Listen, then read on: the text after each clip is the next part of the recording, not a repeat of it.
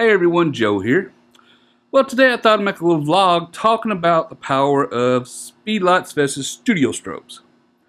Now, the problem we have here when measuring this is, for example, the studio strobe and like bare bulb flashes, or, well, the flash kind of goes everywhere. That, and they're also measured in watt seconds. Like this one, the DGB DV400 I have sitting here, and it's measured in 160 watt seconds. Then you have Speedlites, which are always focused. Even the widest these Yongnuo YM560s can zoom out is like 24 millimeter. So you never have a full spread of light. Everything's always focused with those. And on top of it, they use guide numbers to measure these, and that's kind of also focused in more in a narrow beam at like say 100 millimeter.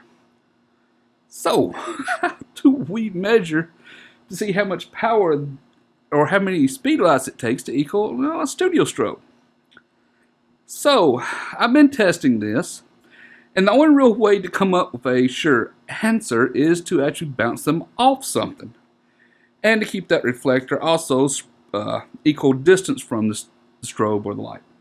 Now on the DB400 here, I have a 7-inch reflector, which is just standard ones used for umbrellas.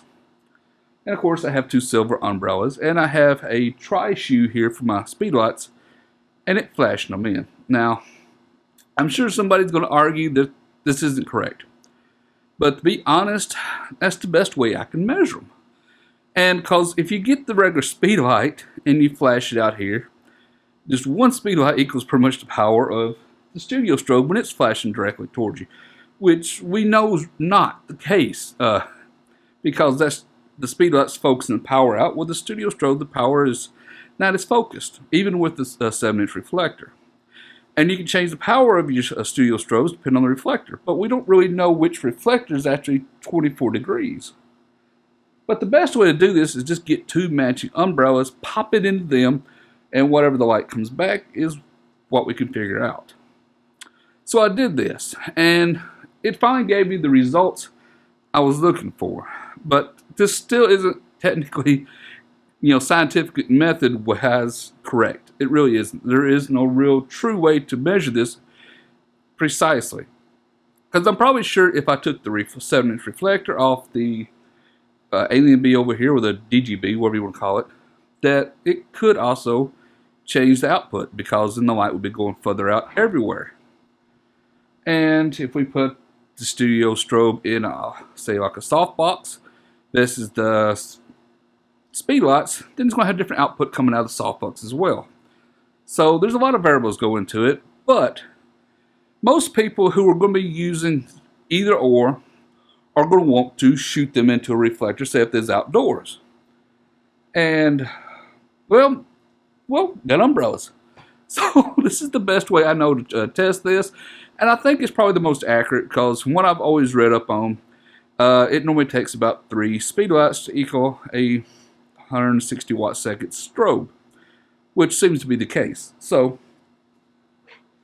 to test this hypothesis, I have a little light stand right here next to me. Now the stand is from the actual strobes and also the speedlights 10 feet away.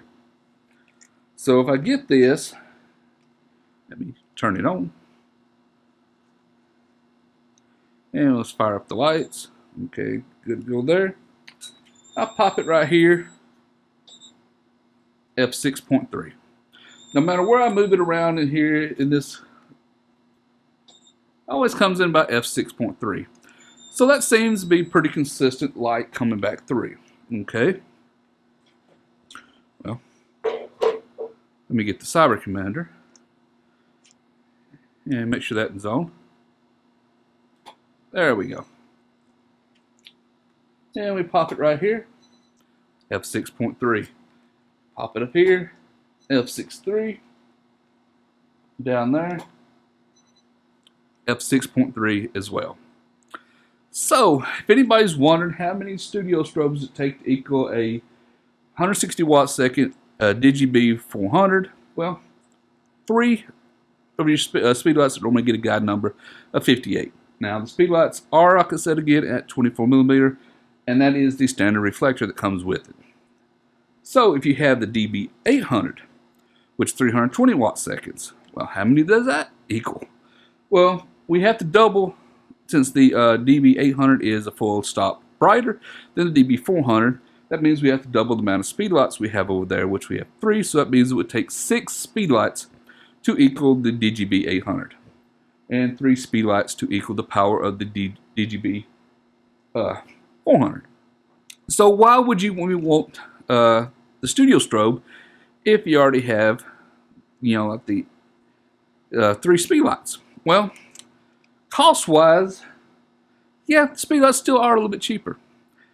Now, it takes a little bit harder practice to have to get 3 speedlights into a softbox or into a lot of modifiers. This particular one is a umbrella holder, but you can use it in other octagon-style umbrellas.